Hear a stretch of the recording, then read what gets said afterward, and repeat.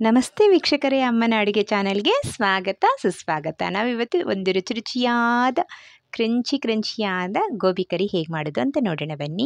ಹೂಕೋಸನ್ನೆಲ್ಲ ಚೆನ್ನಾಗಿ ನೀಟಾಗಿ ಈ ರೀತಿ ಬಿಡಿಸ್ಕೊಂಡು ಅದಕ್ಕೆ ಸ್ವಲ್ಪ ಉಪ್ಪು ಹಾಕಿ ಬಿಸಿಯಾದ ನೀರು ಕುದೀತಾ ಇರೋ ನೀರನ್ನೇ ಹಾಕಿ ವಾಶ್ ಮಾಡ್ಕೊಳ್ಳೋಣ. ಈಗ ವಾಶ್ ಮಾಡ್ಕೊಂಡಾಗ ಅದರಲ್ಲಿರೋ ಹುಳುಗಳೆಲ್ಲ ಬಿದ್ದೋಗುತ್ತೆ.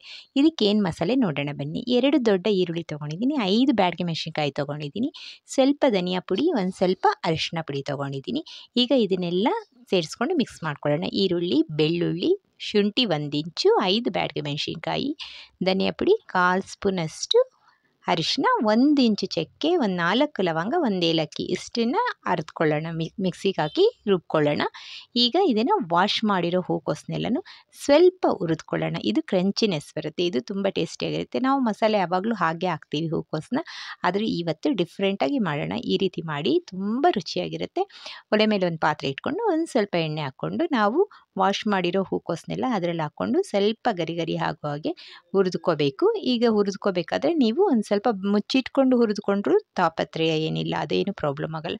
ಅಂದರೆ ಕ್ರಂಚಿನೆಸ್ ಅಂತೂ ಖಂಡಿತ ಬಂದೇ ಬರುತ್ತೆ. ಅದರಲ್ಲಿರೋ ನೀರೆಲ್ಲನೂ ಹೊರಟೋಗ್ಬಿಡುತ್ತೆ, ಬೇಗನೂ ಬೇಯುತ್ತೆ. ಅದಕ್ಕೆ ಹಾಗಾಗಿ ನಾವು ಹೀಗೆ ಹುರ್ಕೊಂಡ್ರೆ ಅದರ ಟೇಸ್ಟೇ ಡಿಫ್ರೆಂಟಾಗಿ ಬರುತ್ತೆ. ನೋಡಿ, ಈಗ ಮುಚ್ಚಿಟ್ಕೊಂಡು ನಾನು ಹೀಗೆ ಹುರ್ಕೊಳ್ತಾ ಇದ್ದೀನಿ. ಈಗ ಮತ್ತೆ ಸಾರಿಗೆ ಒಗ್ಗರಣೆಗೆ ಇಟ್ಕೊಳ್ಳೋಣ. ಮಸಾಲೆ ಹರ್ಕೊಂಡಿದ್ದೀವಲ್ವ, ಒಂದು ಸ್ವಲ್ಪ ಸೋಂಪು, 1 ಎಲೆ, 1 ಏಲಕ್ಕಿ, 1 ಇಂಚು ಚಕ್ಕೆ, 1 ಚೂರು ಲವಂಗ ಹಾಕ್ಕೊಂಡು ಒಗ್ಗರಣೆ ಹಾಕ್ಕೊಳ್ಳೋಣ.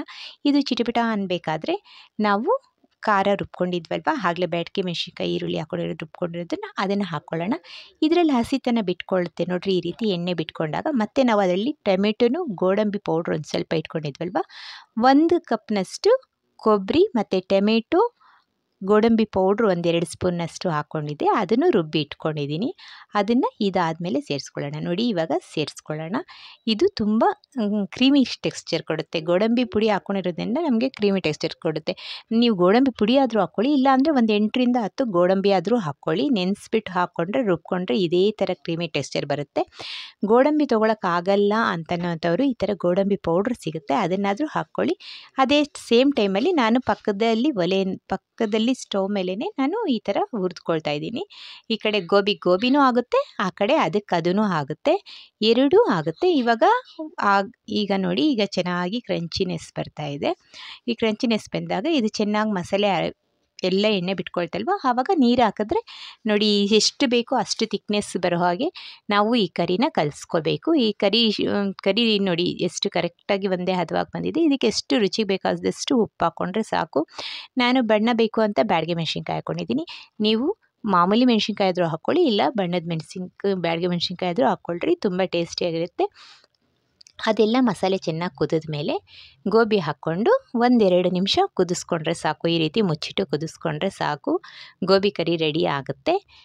ನೋಡಿ ಎಷ್ಟು ಕರೆಕ್ಟಾಗಿ ಹದವಾಗಿ ರೆಡಿಯಾಗಿದೆ. ಇದಕ್ಕೆ ಒಂದು ಸ್ವಲ್ಪ ಕೊತ್ತಂಬರಿ ಸೊಪ್ಪು ಹಾಕ್ಕೊಂಡ್ರೆ ಫೈನಲ್ ಆಗಿ ಗೋಬಿ ಕರಿ ರೆಡಿ. ಇದನ್ನು ನೀವು ಚಪಾತಿಗಾದರೂ ಬಳಸಿ, ದೋಸೆಗಾದರೂ ಮಾಡಿ, ಯಾವುದಕ್ಕಾದರೂ ತಿನ್ನಿ, ತುಂಬ ಚೆನ್ನಾಗಿರುತ್ತೆ. ನಾನು ಮಾಡಿರೋ ಈ ಗೋಬಿ ಕರಿ ನಿಮಗೆ ಇಷ್ಟ ಆದರೆ ಖಂಡಿತ ಲೈಕ್ ಮಾಡೋದು, ಶೇರ್ ಮಾಡೋದು, ಸಬ್ಸ್ಕ್ರೈಬ್ ಮಾಡೋದು ಮರಿಬೇಡಿ.